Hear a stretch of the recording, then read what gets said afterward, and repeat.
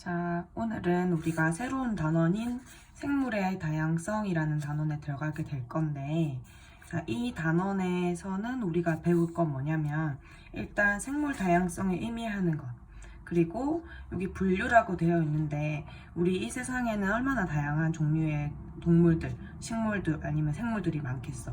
그 다양한 생물들을 어떻게 분류하는지에 대해서 배우는 게 이번 단원의 내용이고, 이번 동영상 강의에서 우리가 배울 내용은 잠깐 요약 부분으로 돌아가서 보면 여기 자, 생물 다양성, 생물의 분류 단어, 그리고 뒤에 넘어가면 조금 복잡해 보이지만 이렇게 5개, 생물의 5개라고 해서 생물을 분류하는 방법을 우리가 배울 거고, 그 다음에 챕터 2 다음 강의에서는 이제 생물을 어떻게 이용하는지, 뭐 생태계 평형, 생물 다양성을 어떻게 보존하게 되는지 라는 거고, 우리가 지난 단원까지는 뭔가 물리 같은 내용을 했지만 이번 단원은 처음으로 우리 생물에 대해서 배우는 단원이야. 그래서 생물에 들어가기 앞서서 진짜 우리 몸이나 식물이나 이런 거에 좀 더 자세히 들어가기 앞서서 생물을 어떻게 분류하는지, 그리고 생물의 어떤 우리 지역을 판단하는데 생물이 어떤 영향을 미치는지 같은 거를 먼저 배울 건데, 먼저 지금 앞에는 좀 글들이 많아서 요약 파트를 먼저 보자면, 우리 생물 다양성이라는 걸 처음에 배우게 될 텐데, 이거는 쉽게 말해서 생물 다양성이라는 말을 딱 들었을 때 우리가 생각하는 건 뭔가 생물이 얼마나 다양하게 존재하는지, 얼마나 다양한지, 즉 종류가 많은지 이런 것들을 생각하게 된단 말이지. 근데 너네가 그렇게 생각하는 게 맞고, 어떤 지역에, 어떤 특정한 지역에 살고 있는 생물의 다양한 정도, 이거를 생물 다양성이라고 하는데, 우리가 이거를 왜 배우냐면, 자, 우리가 예를 들어서 다시 앞쪽으로 넘어가서 앞산이라는 산에 갔다가 쳐보자. 그럼 산에 가서 우리가 보는 그 풍경들이 있겠지. 그리고 우리가 판단하는 것들, 여러 가지 환경의 종류들이 있겠어. 예를 들어서 산이 이렇게 있고 앞에 강이 흐르고 여러 가지 다양한 종류의 풀들도 존재하고, 우리 눈에 안 보이지만 저기 야생 동물도 이렇게 존재할 거고, 이거 동물이라고 생각해주고, 동물도 존재할 거고, 이런 식으로 우리가 봤을 때 이 앞산이라는 이 한 지역을 구성하는 요소들은 여러 가지 요소가 존재를 하죠. 여기 산, 나무, 풀, 여기 물, 강도 있을 거고, 여기 다양한 동물, 아니면 우리 눈에 안 보이지만 작은 식물이나 곤충이나 미생물들도 존재를 하는데, 이러한 우리가 봤을 때 어떠한 이 지역을 구성하는 모든 것을 가지고 사실 생태계라고 합니다. 우리가 생태계가 뭔지 잠깐만 보고 생물 다양성 얘기를 할게요. 여기 뒤에 넘어와 보면 생태계 다양성이라는 파트가 있는데, 여기 생태계가 뭔지 잠깐 나와 있어. 그래서 이거 먼저 보고 다시 들어가 볼게. 자, 생태계 여기 전체 한번 밑줄 한번 쳐볼 건데, 말이 되게 길어요. 근데 우리 간단하게 생각을 해서 그냥 생태계란, 우리가 일반적으로 생태계라고 하면 딱 머릿속에 떠오르는 이미지가 있을 거야. 늪지라든지 아니면 바닷가라든지 저기 산 속에 있는 강 근처라든지라고 하는 생태계를 뭔가 이렇게 떠올리게 하는 장면들이 있을 거야. 그런 것처럼 우리가 좀 과학적으로 분석해서 들어가 보면, 생태계는 일단 생물적 환경 요인, 보일지 모르겠다. 생물적 환경 요인과 비생물적 환경 요인을 합쳐져 있는 거 가지고 생태계라고 합니다. 그래서 생물적 환경 요인에는 한번 적어볼게. 생태계를 나누면 생물적과 환경 요인과 비생물적 환경 요인이 나눠진다. 이 두 요인이 합쳐져서 생태계라는 것을 이룬다. 그럼 생물적 요인은 여기 지금 생산자, 소비자, 분해자라고 나오는데, 이거 우리 아직 안 배웠어. 생태계에 대해서 뒤에 가면 배울 거예요. 근데 먼저 잠깐만 얘기를 하면, 그냥 생산자, 소비자, 분해자라는 말 무시하고 생물이라고 하면은 진짜 살아가는 생물체들이라고 생각을 해주면 돼. 그러니까 생산자는 대표적으로 식물들을 의미를 하거든. 식물들이 왜 생산자냐면, 여기 생산, 소비, 분해의 기준이 뭐냐면 영양분이야. 영양분을 스스로 생산할 수 있는 자를 가지고 생산자, 영양분을 소비한다. 소비한다는 게 뭔 말일까? 영양분을 먹는다라는 의미라서 식물을 먹고 살아가는 아이들을 가지고 소비자라고 해요. 그럼 소비자에는 동물들이 있겠지. 식물을 먹는 게 동물이니까. 근데 동물에는 초식 동물도 있고 육식 동물도 있잖아. 초식 동물은 식물을 먹지. 그래서 초식 동물은 소비자인데 생산자를 처음으로 먹는 소비자라서 1차 소비자라고 부르고, 육식 동물들은 이 식물을 먹고 자란 초식 동물, 즉 1차 소비자를 먹는 소비자라서 2차 소비자라고 합니다. 그래서 식물 생산자, 소비자, 분해자는 뭐냐면 여러 가지 미생물들. 우리 식물이나 동물들이 죽고 나면 거기 뭐 땅에 얘들이 파묻히거나 하게 될 텐데, 여러 가지 미생물들이 이 동물의 사체나 식물의 사체를 분해해서 그 안에서 영양분들을 분해해 주는 거. 이런 식으로 생산자, 소비자, 분해자의 세 가지 분류로 나눌 수 있는 게 생물이고, 비생물적 요인은 토양. 자, 우리 풀이라고 생각하면 안 돼요. 풀은 생물이 들어가니까 식물이니까. 토양, 물, 그 다음에 눈에 안 보이는 빛도, 공기도 모두가 비생물 쪽에 들어간다. 왜냐하면 얘네들이 살아가기 위해선 이 모든 요인들이 필요하니까. 그래서 이런 식으로 이게 생태계라고 우리가 이해를 하면 됩니다. 그래서 생태계를 먼저 본 이유는 다시 앞으로 돌아와서 생물 다양성을 보자면, 자, 생물 다양성의 의미는 여기 한번 같이 밑줄 한번 쳐볼까? 어떤 지역에 살고 있는 생물의 다양한 정도다. 그러면 우리가 그 어떤 지역에 가서 그 지역의 생태계를 봤을 때 얼마나 생물이 다양한가, 그 정도로 나타내는 게 생물 다양성이다. 그럼 우리가 생물이 다양한지 판단하는 기준이 있어야 될 거 아니야. 그치? 그냥 우리가 봤을 때 뭐 종류가 많아 보인다, 뭐 다양해 보인다, 이건 아니고 정확한 기준이 필요한데, 이때 이 생물 다양성을 결정하는 기준에 나오는 것이 종다양성. 그리고 뒤에 넘어가면 유전적 다양성, 그리고 생태계 다양성. 자, 이렇게 나오게 되는데, 생태계는 선생님 방금 설명했으니까 1번 조금 더 중요한 종다양성 먼저 이제 또 설명을 해볼게요. 자, 그러면 생물 다양성을 결정하는 기준, 이거는 우리가 딱 이야기 들었을 때 바로 이해하기 쉬울 거야. 자, 예를 들어서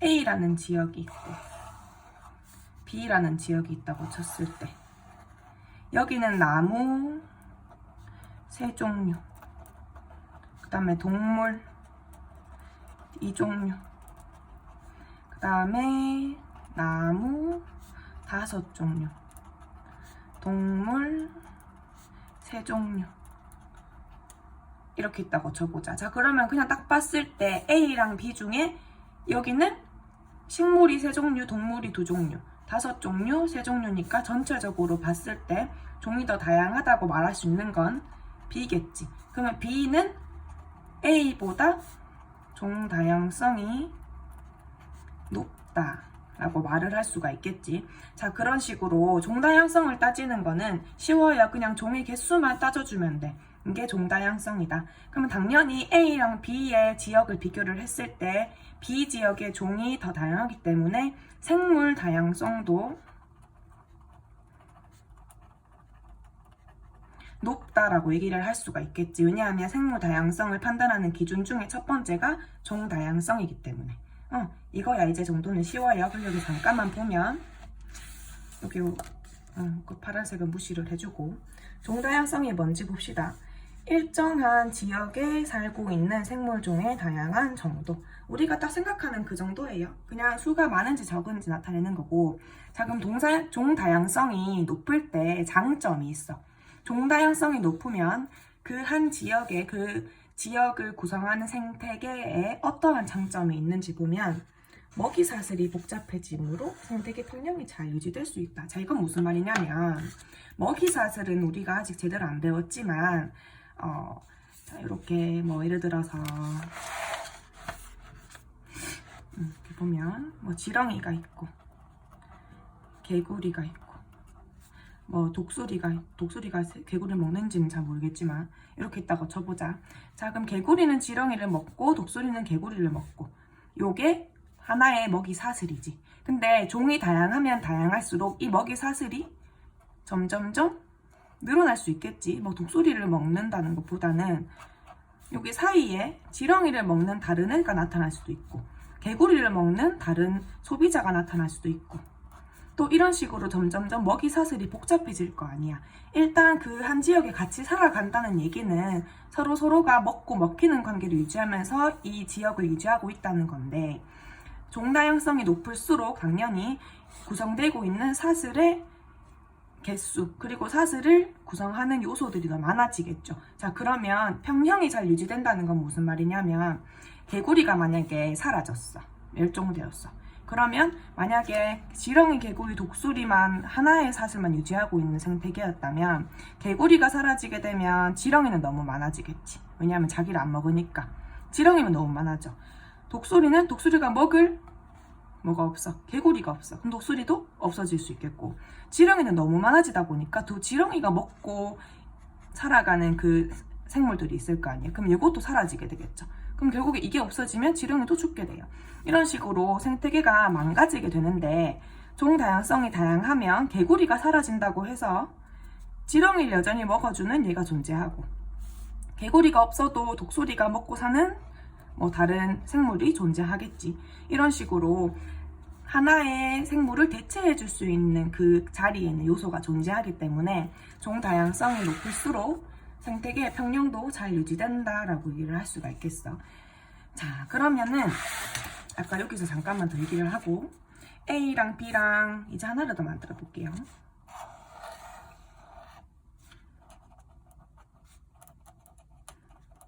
똑같이 나무 5종류, 동물도 3종류. 자, 똑같이 있어.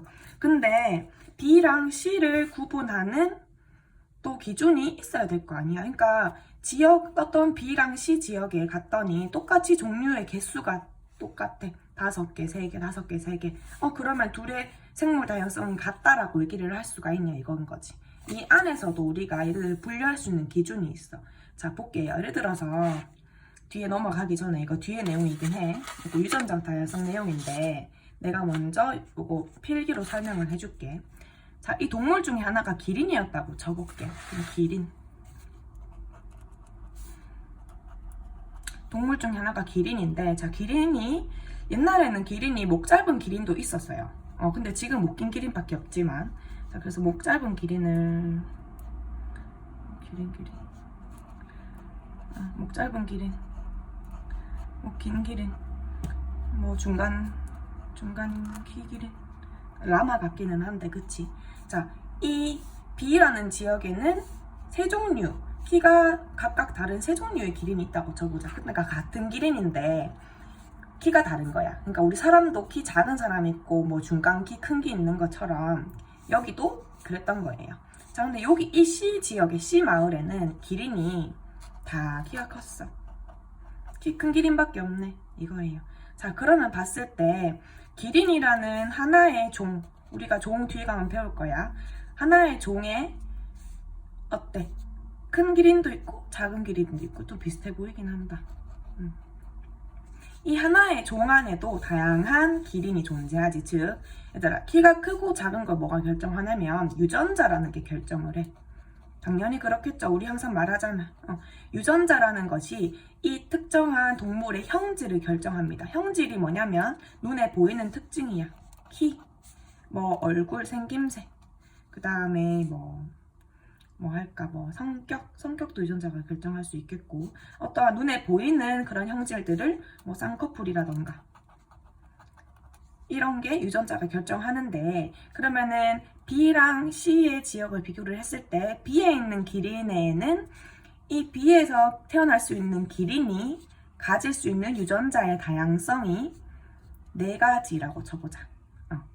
그러면 C라는 마을에서 기린이 가질 수 있는 유전자의 다양성은 하나밖에 없는 거지. 이쪽에 C에서 태어나는 기린은 키에 대한 유전자가 다 같다고 가정을 해보는 거야.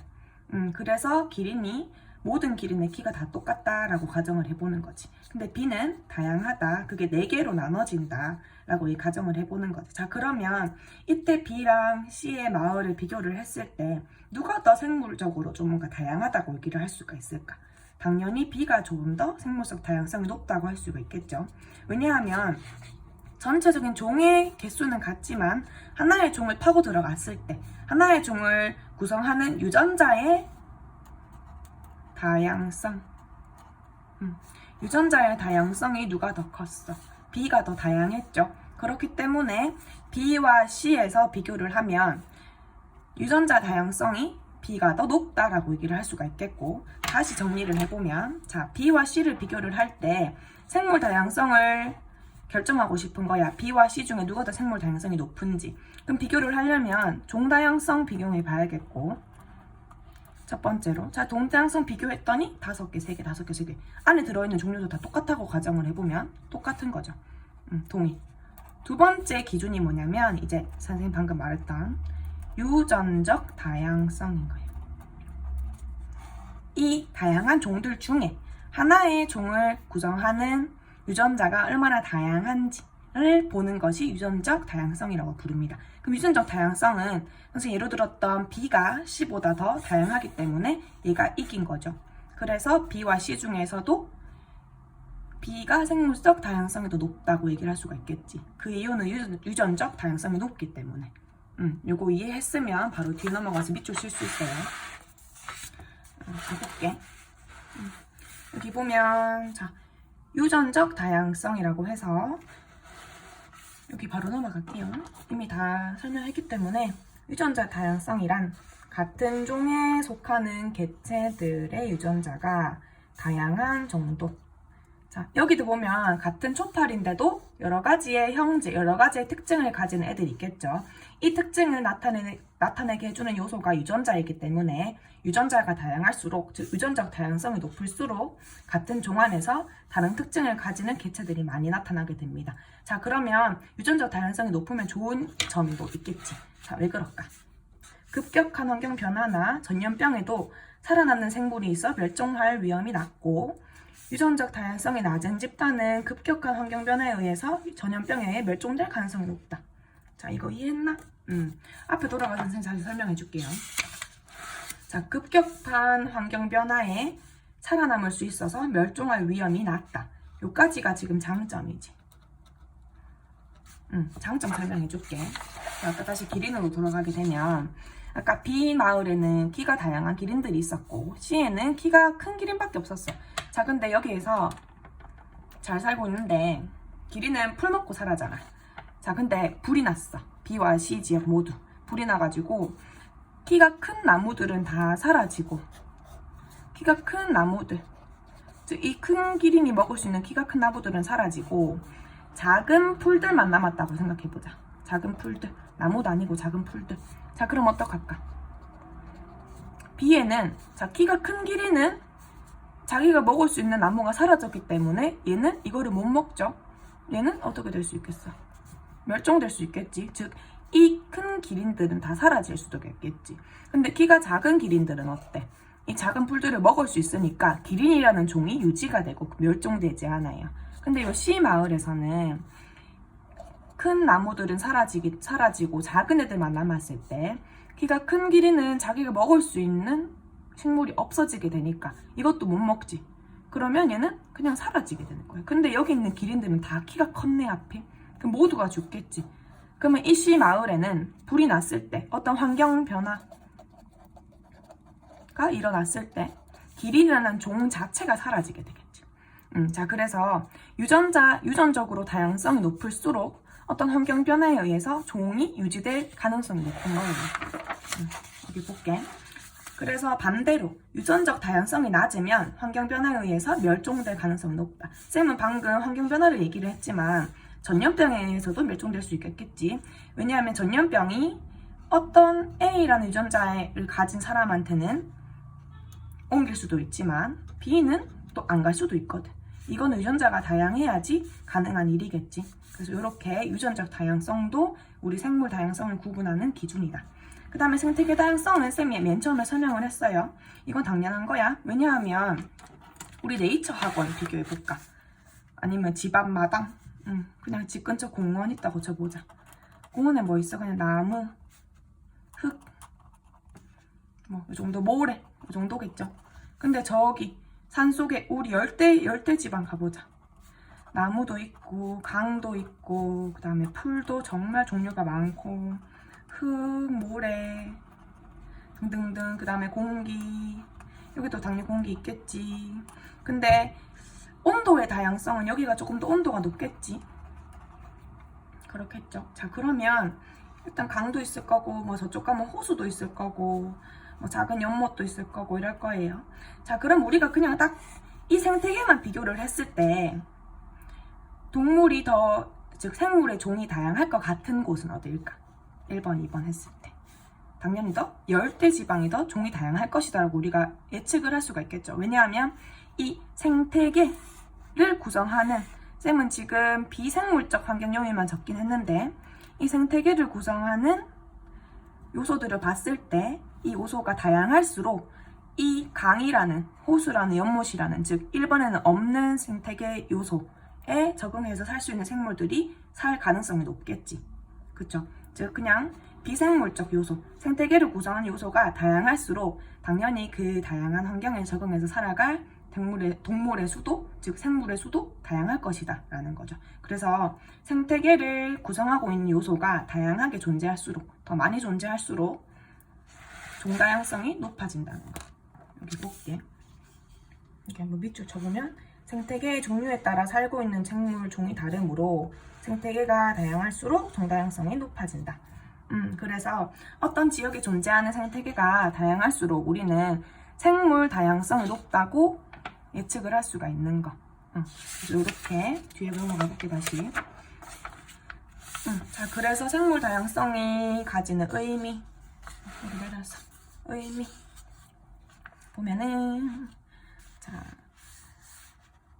생태계의 다양성은 습지와 산. 자, 습지가 건조한 지방보다 훨씬 좋겠죠. 왜냐면 기온도 높고 물도 있고 환경이 다양하기 때문에 거기 살아갈 수 있는 생물의 종류가 많아져요. 여기 열대우림 사진 보면 여긴 사막이고 열대우림이지. 당연히 여기가 더 많은 종류의 동물과 미생물이 서식할 것이라고 예측을 할 수가 있겠지. 생태계가 다양하기 때문에. 그러고 밑에도 읽어보면, 자, 습지 속에 사는 붕어, 미꾸라지, 잠자리, 물방개 등 다양한 생물들이 있다. 요거를 종다양성이다. 하지만 그 종다양성을 나타내는 여러 가지 종 중에 하나의 종, 잠자리가 같은 종이지만 모양이 다른, 모습이 다른 잠자리가 많이 존재한다는 것은 유전적 다양성을 의미한다. 종다양성이랑 유전적 다양성만 안 헷갈리면 이거 문제 쉽게 풀 수 있어요. 그래서 종다양성은 종의 개수, 유전적 다양성은 그 다양한 종 중에 하나의 종이 여러 가지의 모습을 띈다. 여러 가지 형질을 띄었을 때 유전적 다양성이라고 한다는 거. 이렇게 해주면 우리 생물 다양성 구분하는 기준까지 마무리가 됩니다.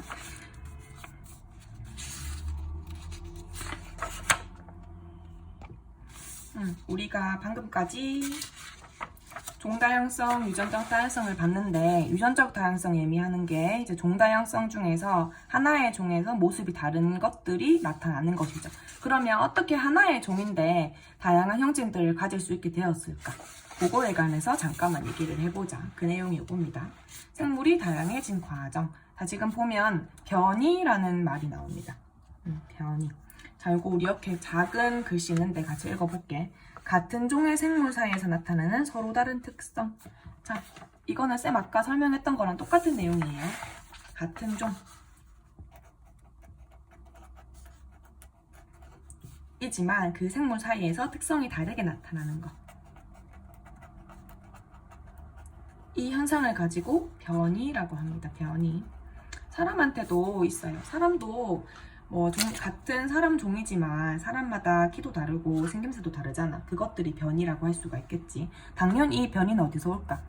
유전자 차이에서 오겠죠. 유전적 차이에 의해서. 근데 우리는 아직 중등 과정에 있기 때문에 유전자의 차이, 유전적인 차이가 불러일으키는 어떻게 유전적 차이를 만들어내는지까지는 안 배울 거지만 그래도 변이가 왜 일어나는지 어떤 것들이 변이의 예가 있는지 한번 배워볼 겁니다. 자, 이거는 쉬운 예인데 한번 얘기를 해보면 자, 토끼가 살고 있는 마을이 있었다고 쳐보자. 토끼 5마리 살고 있었다 쳐보자. 자, 근데 이 평화로운 토끼 마을에 강이 생겼어. 중간에 환경 변화가 심하게 일어나서 강이 생겨버렸어. 자, 그렇게 되고 한 100년 넘게 살았다고 쳐보자.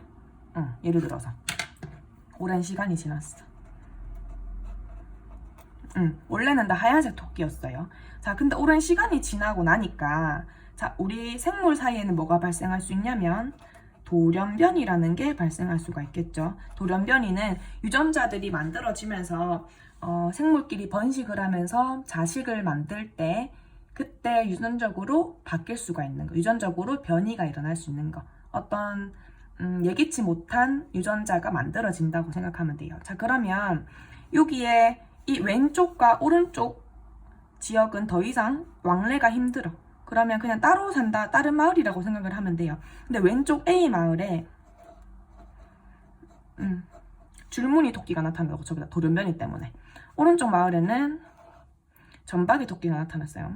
B 마을에는. 자, 그런데 태어나고 보니까 이 왼쪽 A 마을에 줄무늬가 살기가 더 적합한 거야. 줄무늬가 살기가 더 좋은 거야. 무슨 이유에서든 간에.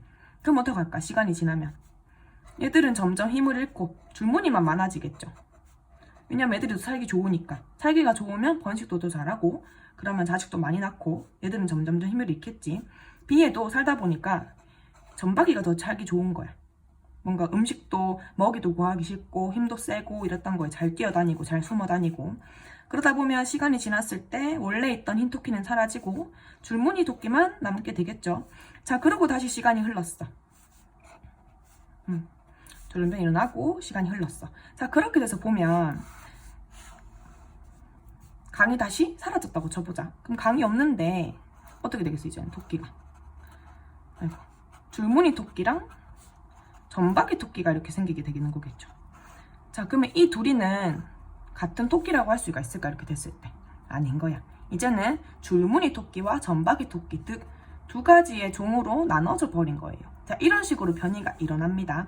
우리 나중에 고등과정 가면 배우게 될 텐데 이런 식으로 변이가 일어나는 걸 가지고 경리설이라고 해요. 지리적인 경리에 의해서 유전적으로 변이가 나타나는 거. 같은 종이지만 변이가 일어나서 하나의 종이었지만 두 가지의 종으로 바뀌게 되는 거. 종분화라고 하는데 잠깐만 설명을 해줄게.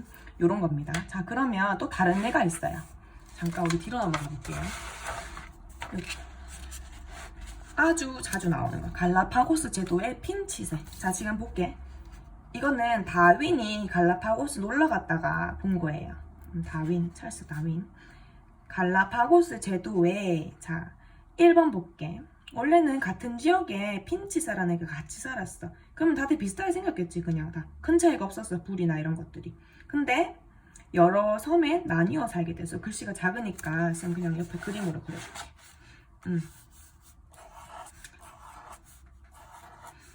4개의 섬으로 갈라져서 살았다고 쳐보자. A, B, C, D. 자, 그럼 갈라지게 되면 이게 쌤이 아까 말했던 뭐 지리적 격리라고 할 수가 있겠지. 즉 환경 변화. 우리가 뭐 격리설 아직 책엔 안 나오니까 환경 변화가 일어났어요. 환경 변화가 일어난다는 건 어떤 의미일까?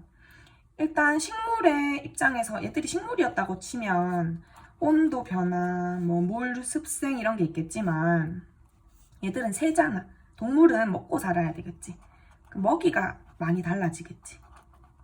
뭐에 따라서, 지역에 따라서 얘들이 먹을 수 있는 먹이의 종류나 이런 것들이 바뀌겠죠. 자, 그러고 봤을 때 섬마다 환경이 달라졌다.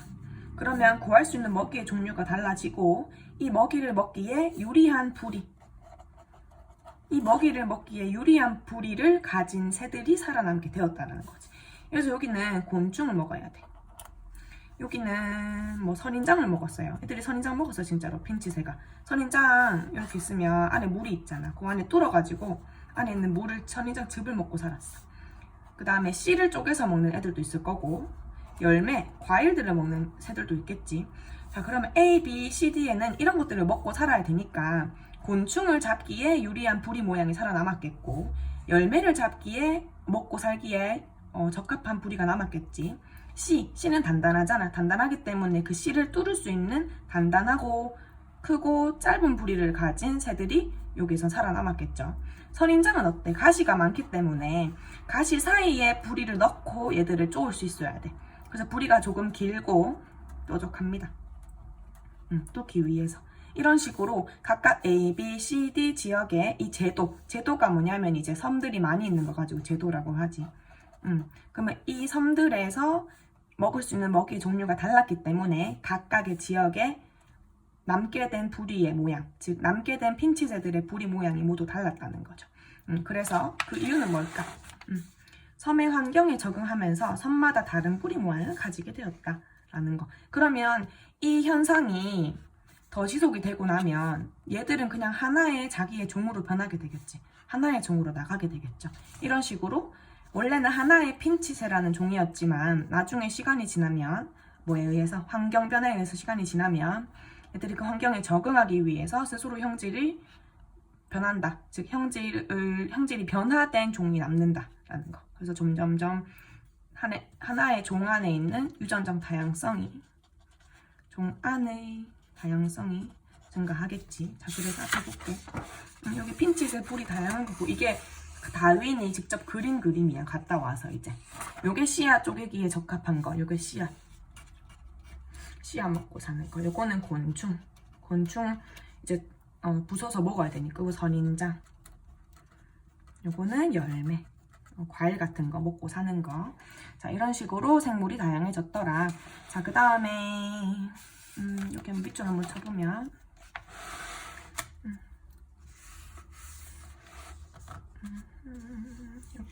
핀치새의 부리 모습이 다양한 것처럼 한 종류의 생물 무리에는 다양한 변이가 있다.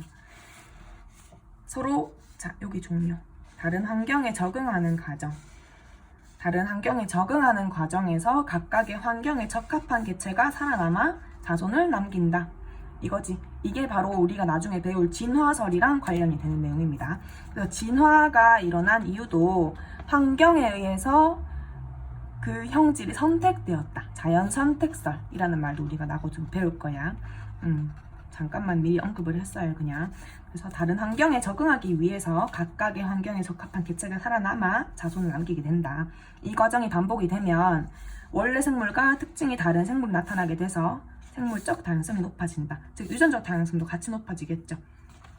여기 유전적 다양성. 그 다음에 뭐 이거랑 비슷한 내용이에요. 뭐 에디 나오는데 이거 한번 읽어보고 뒤에 넘어가면 바로 나오니까. 자, 북극 여우, 사막 여우, 이들은 똑같은 여우인데 생김새가 달라. 왜? 환경에 적응하기 위해서 그런 거죠. 북극은 춥기 때문에 털이 많고 흰 털이 가진 이유는 춥기 때문에 햇빛을 다 흡수하기 위해서 하얀색의 털을 가진 거지.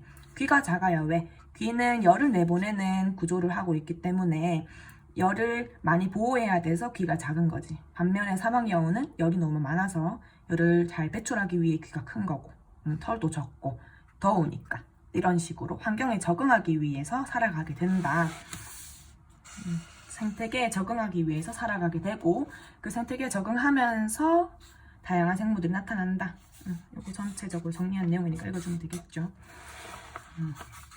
이것도 쌤 방금 설명했던 내용이니까 밑줄 치면서 한번 읽어보세요. 여기서 조금 자세하게 봐야 뒤에 문제 풀 때 편해. 또 문제 풀면 또 모를 수도 있으니까. 우리 이제 생물 분류 체계에 들어가기 전에 아까 내가 뛰어넘었던 게 있어서 이거 잠깐만 보고 여기 유전적 다양성으로 다시 넘어와 볼까? 여기 요거 그림 한 번만 설명을 하고 넘어갈게요. 왜냐면 뒤에 문제가 나와서.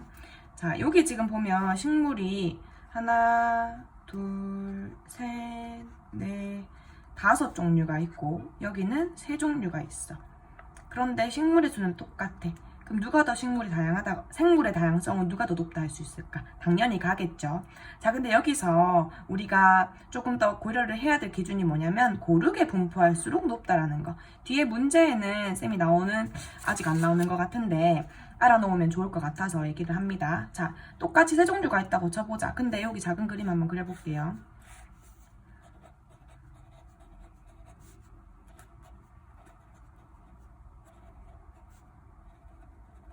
자, 이거 보면 나 그림과 이 다를 비교를 해보자. 여기는 요 세모나게 생긴 나무가 이렇게 퍼져 있고, 얘도 퍼져 있고, 얘도 나름 퍼져 있죠. 근데 여기는 어때?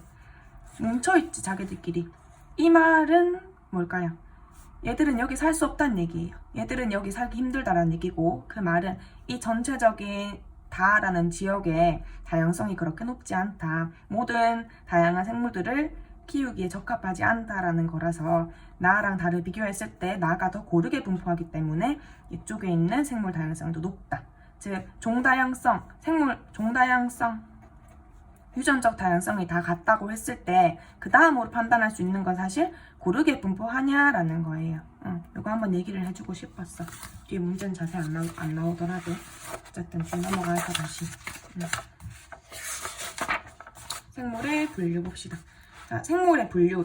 이거는 왜 하는 걸까? 우리가 앞에 생물이 얼마나 다양한지 이런 거를 한번 공부를 해보았지. 다양성을 결정하는 기준 같은 거. 자, 그러면 이번에 나오는 생물 분류는 우리가 앞에 본 것처럼 여러 가지 생태계를 다니면서 아주 다양한 생물들을 많이 만났어. 뭐 오랑우탄도 있을 거고, 원숭이, 사람도 있겠지. 그리고 그냥 저기 멀리 그냥 복숭아, 딸기 뭐 이런 거 있겠죠. 자, 우리 딸기가 첫 번째 암호입니다. 자기 첫 번째 암호니까 기억해주고 요거 거기 카카오톡 채널에 보내주면 본 걸로 처리가 될 거야. 딸기가 암호고 어쨌든 간에 이렇게 다양한 생물들이 있고 또 뭐 해볼까? 단풍나무 뭐 이런 거 얘기해볼까?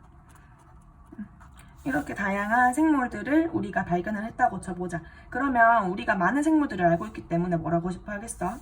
분류. 비슷한 꺾이기를 나누고 분류를 하고 그 또 분류한 기준 안에서 서로가 어떠한 공통점을 가지는가, 어떠한 차이점을 가지는가도 알고 싶어 하겠죠. 알고 싶어지겠지. 예를 들어서 원숭이와 사람은 가깝지만 같은 포유류에다가 원숭이와 사람은 같은 또 이제 목에 들어가고 뒤에 가면 배워요. 자, 근데 사람과 복숭아는 어때? 유전적으로 비슷한 것이 있을까? 동물이고 있는 식물인데 다르지.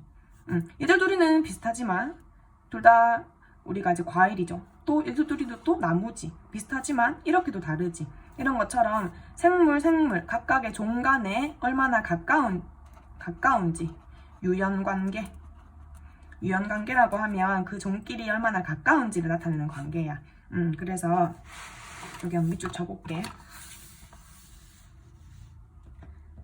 생물 분류란 일정한 기준을 세워서 특징이 같은 것이나 비슷한 것끼리 나누어 무리를 짓는다. 그 이유는 생물 상호 간의 멀고 가까운 관계, 즉 유연관계를 밝히고, 자, 유연관계가 뭐냐라고 물으면 생물 간의 멀고 가까운 관계라고 생각을 하면 돼.